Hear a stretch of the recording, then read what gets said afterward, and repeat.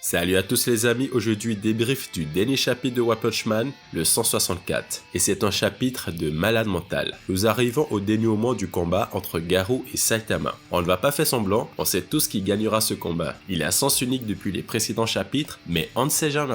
À la page de couverture, on ne peut dire qu'une chose. Encore une nouvelle transformation. Dans le chapitre précédent, on a cru que Garou avait atteint sa transformation ultime en monstre, mais avec cette page, on se rend compte que non. La nouvelle transformation est aussi magnifique que horrifique. Garou peut être fier, il ressemble vraiment au monstre absolu qu'il a toujours voulu être. Il est certainement le personnage qui a effectué le plus de transformations dans un même combat. Depuis le début de sa confrontation face à Saitama, il en est à sa troisième nouvelle métamorphose. Je ne vois pas quel autre personnage toute œuvre de manga confondu ayant autant évolué dans un même combat.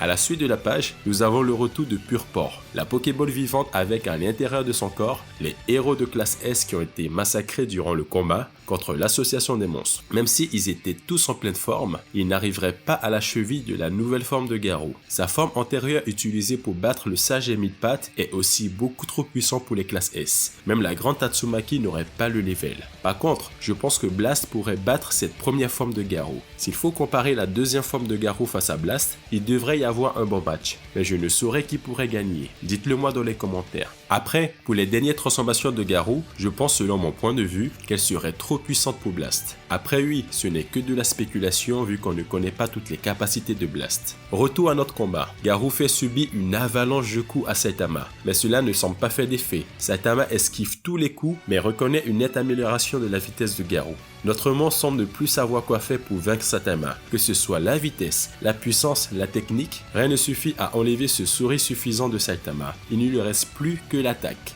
On remarque à ce moment-là plus de détails sur la transformation finale de Garou. Il possède désormais 4 bras et des flammes sur le long de son corps. Garou va jouer ici le tout pour le tout. Dans une frappe surpuissante, il va envoyer s'écraser Saitama sur le sommet d'une montagne. L'impact est démentiel. La montagne disparaît sous la puissance de pression de cette attaque. L'angle de choc est si violent qu'il se propage à l'intérieur de la planète jusqu'à atteindre le bout de la Terre. Cela déstabilise les plaques tectoniques et crée l'élévation de la Terre à l'autre bout du continent. De nouvelles montagnes se crée, la Terre enfle. Garou vient de reproduire un phénomène naturel qui prendrait des centaines de millions d'années en quelques secondes. Normalement, il y aurait dû avoir des millions de morts. Il semble que personne n'habite de ce côté de la Terre. Cela peut s'expliquer par le fait que cela se reproduit en plein océan. Mais on va pas chipoter, on est dans un manga. Cela prouve à quel point Garou est devenu puissant. Son attaque n'a certes pas détruit la Terre et cela n'est pas son but. Mais arriver par une frappe à déstabiliser l'autre bout de la Terre, c'est vachement fort. Si fort que le champ gravitationnel et magnétique de la Terre est chamboulé. Même Blast, réfugié dans une autre dimension, a réussi à ressentir tout ça. Et oui, on parle de Blast, c'est enfin le retour du numéro 1 de la classe S. Et il n'est pas seul, il est avec son équipe interdimensionnelle. De nouveaux puissants personnages qui apparaissent. Ce chapitre est en train de nous monter en l'air. C'est beaucoup trop d'informations. Une partie des compagnons de Blast nous sont dévoilés. Nous avons cette Lady qui semble par apparence être une ninja. La question qu'on se posera, qui est-elle? Est-elle aussi forte, voire plus forte que Flashy Flash? Et là, dinguerie, non c'est pas possible. Un être qui ressemble comme 2 gouttes d'eau à Boros, notre pirate de l'espace, le gars qui nous a procuré autant de plaisir de combat, du charisme à l'état brut. Est-ce un mec de la même race de notre univers ou est-ce son alter ego d'une autre dimension? Ce qui est sûr est que ce Boros bis a l'air de s'en amuser de la situation. On sait tous que ce genre de réaction dans un manga est souvent synonyme de puissance. Le lion quant à lui rappelle étrangement le roi des fauves de la maison de l'évolution au début du manga, du moins dans son design, car celui-ci pour faire partie de l'équipe de Blast, il doit être beaucoup plus puissant. Ici, Blast semble très inquiet qu'un être s'échappe d'un saut dimensionnel. Il y a de fortes chances que God soit le prisonnier de ce saut. Les choses deviennent très intéressantes. Je pense que les chapitres suivants seront oufissimes.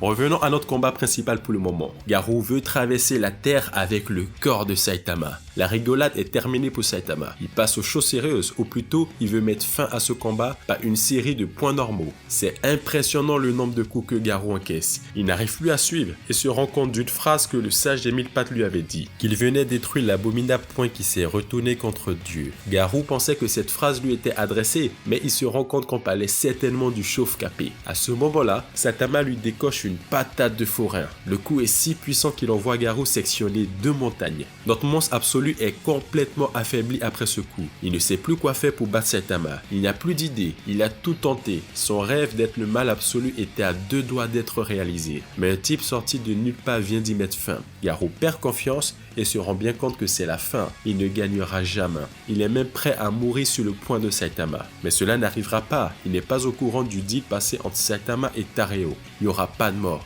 Sous une pluie battante, Garou s'élance dans le désespoir vers Saitama, vers la mort qu'il croit mériter en tant que monstre. Mais ce n'est pas le cas. Saitama ne tue pas les gens qui ont bon fond et encore moins un héros comme Garou.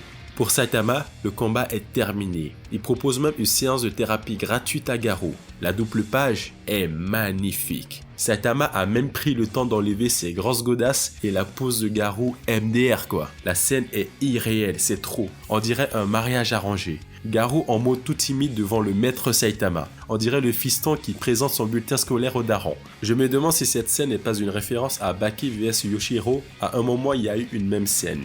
C'est une conclusion pour moi qui est impeccable et dans le temps de One Punch Man. Le combat va s'arrêter ici. Pensez-vous que Garou, avec sa forme finale, est plus fort que Boros? Pour moi, c'est un non. Boros est légèrement au-dessus de Garou. Et toi, qu'en penses-tu dans les commentaires? En tout cas, chapitre de dingue et on a tellement hâte des prochains.